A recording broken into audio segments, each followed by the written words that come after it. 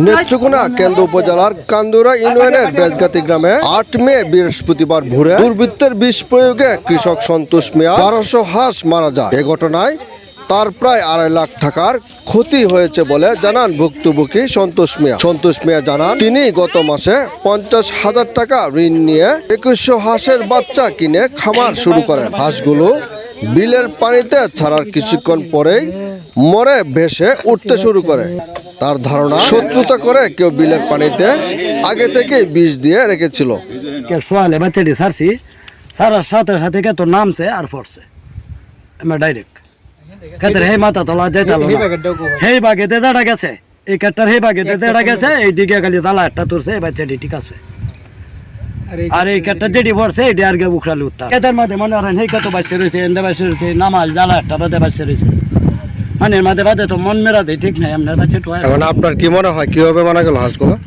আমার মনে হয় তো এটা বিষ খাইছে, না আপনার বিষ খাইলে দেবা ছাপড়া বাইরে হ্যাঁ না, শুধু এবার হ্যাঁ না বাইরে আমার এই এলাকার সবাই দেখছে, বাচ্চা জীবিত কালেতে দেখছে মোহে দেয় আর মাহে দেয় আপনার ছাপড়া বাইরে আছে। কিভাবে পোষাবেন এটি? অন্ত মনে হয় আমার বিহদি এক আল্লাহ দুই আমার তোরা আর সারা তোরা আমার কিন্তু তা নাই, একটা খেতো নাই দেন বেছে দেয় ছাওয়াটাও যদি একমাত্র আল্লাহ রহমত করে, সরকারের যদি আমার একটু সাহায্য সহায়তা করে, এইটাই বড় আশা। এটা কর্মীরা যদি মনে হয় আমার গরিব বললে কিছু সাহায্য করে তো করলই। ঘটনাটি স্থানীয় খামারিদের মধ্যে ব্যাপক উদ্বেগ সৃষ্টি করে। তারা কৃষকের নিরাপত্তা ও ক্ষতিপূরণের দাবি জানিয়েছেন।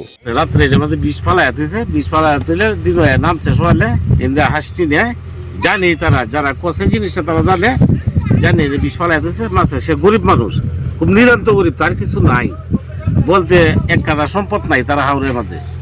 যদি এটা সদাই টিউর হিসেবে কিছু যদি তারা সাহায্য করে সাইডে যায় দিই গড় ফুরিয়ে গেলে গা পুরা লইয়া গেলে গা, উনি কিছু সাহায্য করে, উনি কিছু যদি করতো তাহলে তার উপকার হইতো।